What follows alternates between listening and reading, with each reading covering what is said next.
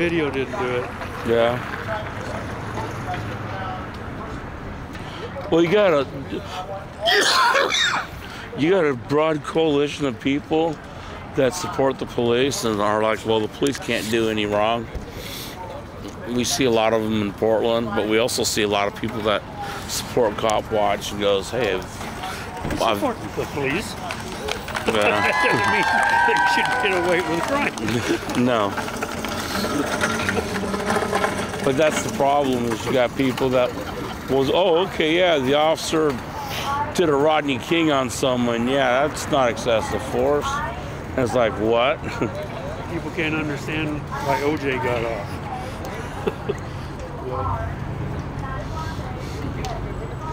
Well, let's see. There was a cop that sat there and said he never used the N-word. Yeah. And then it turned out he did. A lot. Yeah. So. And what's sad is they're trained to lie in the Portland police rules and stuff. They have rules that basically encourage them to lie.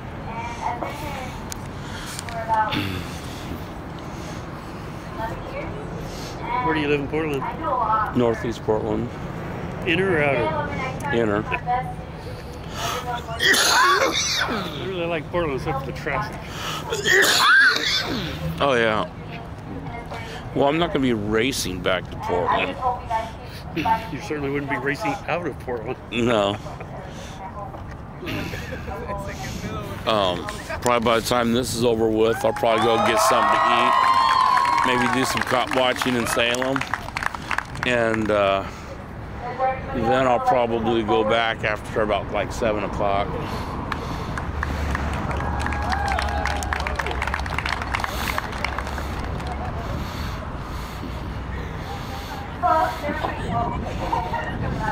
Hi everyone, my name is Salem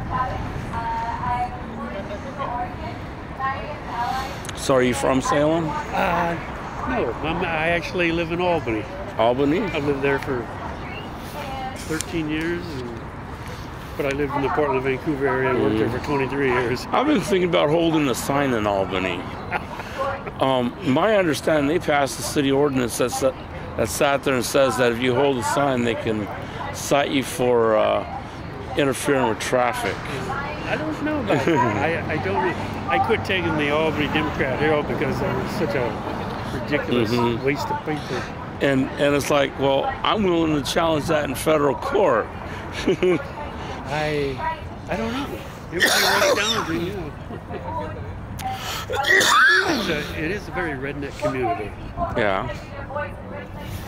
But they can go to Portland and go to federal court because that's where the federal court is in Portland. I don't think they have one in Albany. No.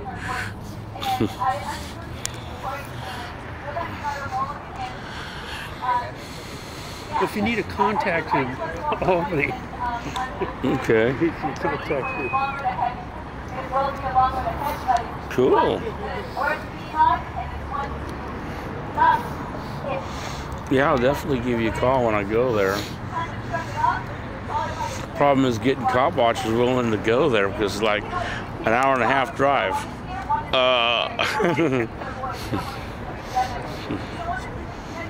I even took the Citizens Police Academy there. Really? Yeah.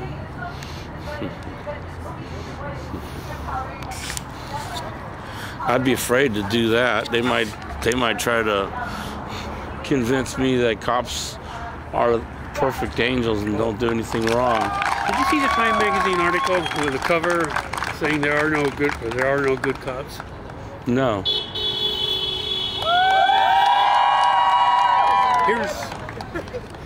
So you have three kinds of cops. You have good cops, you have bad cops, and you have cops in the middle. Mm-hmm. If you're a good cop, you're not going to last. Right. Remember the movie Serpico? Mm-hmm. That's basically. But you won't last if you're. No. That might be different little towns like Salem, Albany, but Yeah. bigger towns. Yeah, Portland, you wouldn't last.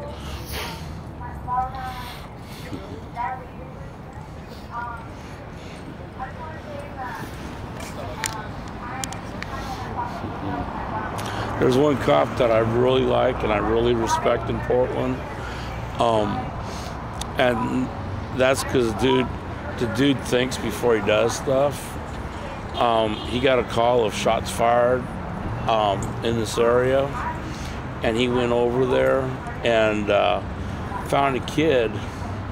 Went around the corner. This kid's pointing a gun at him, right? So he managed to talk the kid into putting the gun down, right? Didn't try to shoot him or anything. Went up and actually got the gun from him. Talked to him. Found out it was a pellet gun that the kid was shooting around.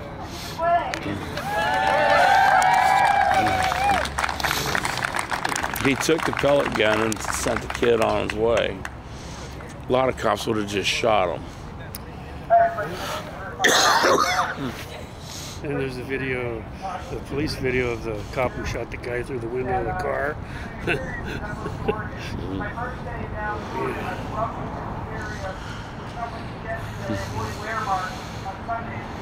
Yeah, what the people need to do is they need to sit there and say, hey, we're tired of crooked cops.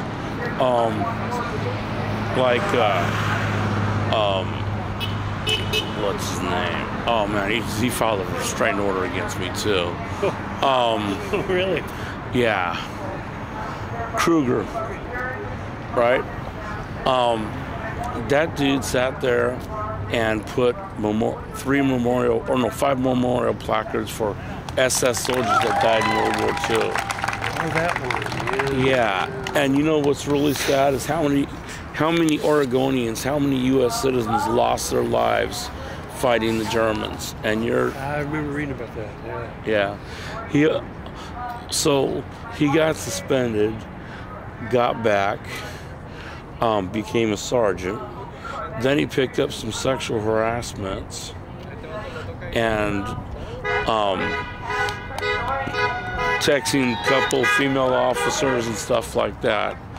And so they suspended him again, brought him back in, and then they turned around and 2 ladies were talking on a cell phone, 2 female cops, called him a Nazi. You know, one said, yeah, he's a Nazi.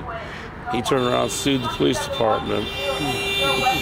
The police department didn't even fight it. They just settled out of court, and they gave him a captain, put him in charge of vice, took all the disciplinaries off his record, gave him back pay for all the time that he was, and then turned around and gave him like $50,000. Am I wrong, or is that spelled wrong? Yeah. Did someone tell him? No. It probably has a meaning that me and you probably don't understand. I was wondering. Yeah, because that N should have been a G. Well, should be yeah, NG. Yeah, it should be a G at the end of that. Yeah. Well, that's supposed to be an N, huh? Yeah. Yeah, I guess so. Yeah, I was thinking it was an M for some reason.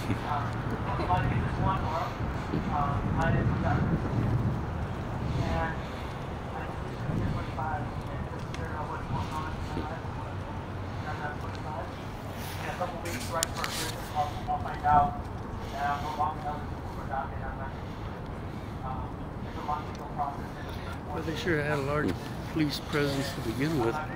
Oh, yeah.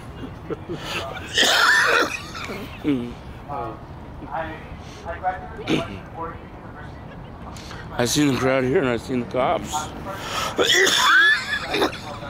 And I'm like, what, are they going to have counter protesters? Yeah, I was wondering. I didn't see anything. No. I can't imagine protesting this beyond my imagination. What, counter protesting this? Yeah. I could see it. Get some of these conservatives that think that they should, that don't like illegal aliens, and come out and sit there and say, well, you know, counter protest and say, well, hey, DACA's illegal aliens, ship them back. I think that'd be pretty sad, but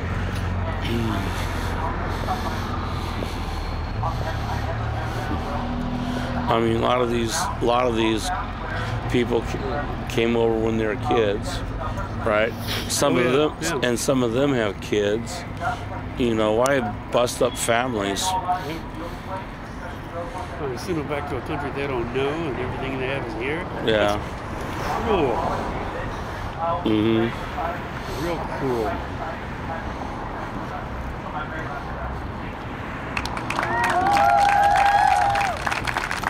Yeah, I talked to one dude that was in DACA. He was a little kid when he first came, and he goes, "I don't even speak Spanish."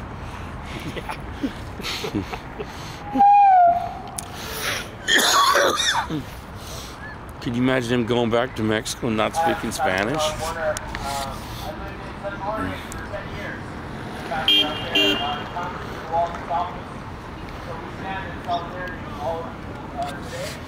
There are 75 faith leaders, pastors, rabbis from District 2 who signed a letter and are in D.C.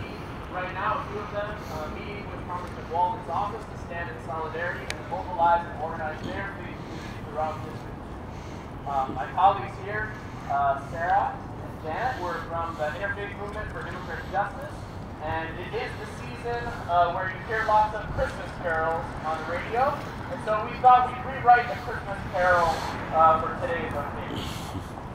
So your line goes like this. La la la la la la la la. Can you do it? Try it, ready? La la la la la la.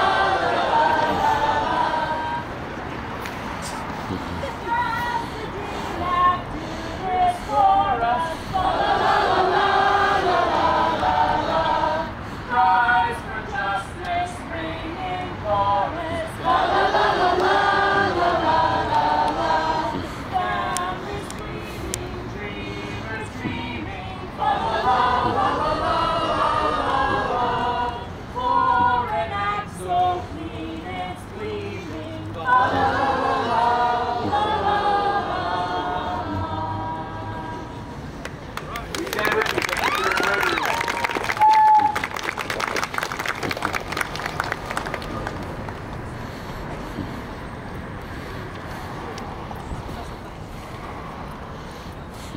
Hello, everyone. My name is Eric Morgan. I am an ally. I would like to share two stories that are these experiences are the reason why I'm here, the reason I am an ally. It's a reason I support Clean Dream Act. I grew up in a town about 20 minutes from here. My whole life, it has a high percentage of population of Latino students, and they, despite the high population, they are not always treated in the educational system as equally as they should, or even by their own peers. I was like that at one There was a point. great video on YouTube of cops stopping two guys carrying assault rifles in Albany. Mm-hmm. And his interaction with them was wonderful. This is like the example of what to do. And the guys would be little jerks. It was about 18 minutes long. I was the only white person on my soccer team, on my high school soccer team. So I got at my high school. Have a good day, Robert. You too. It's nicknamed the Mexican Wall. It's the one place where all of the Mexican students go between passing periods and between classes and lunches, and they stand up against that wall. And it was the non-Mexican population who started calling it, almost as a derogatory term, the Mexican Wall. And because of perhaps my special place as being the only white guy on the soccer team, I got to stand in the Mexican Wall, and I got to experience kind of what it was like to just have people walk by you standing in your own school and just act like you weren't even there. My junior year, I was the backup goalkeeper, and the starting goalkeeper, who was Hispanic, Christian, he broke his finger, and I ended up having to step in for a few games for him. And after about 2 games, I noticed that he still had his fingers like taped together with athletic tape. This is about a week later, and I go, "Hey, aren't you going to go to the doctor eventually?" And he goes, "No, I can't go to the doctor." And me being from my background,